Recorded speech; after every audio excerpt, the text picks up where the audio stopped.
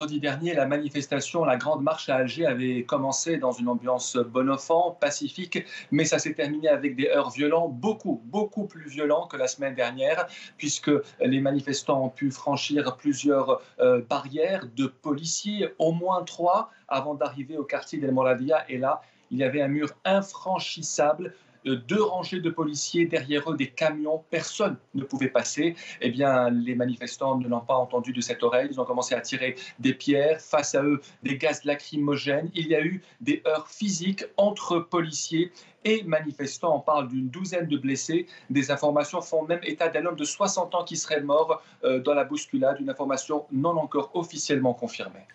Khaled, le président Bouteflika doit officiellement déposer son dossier de candidature avant dimanche minuit, hein, c'est la date limite. Est-ce qu'il y a des signes côté pouvoir qu'on pourrait tenir compte du mouvement de protestation?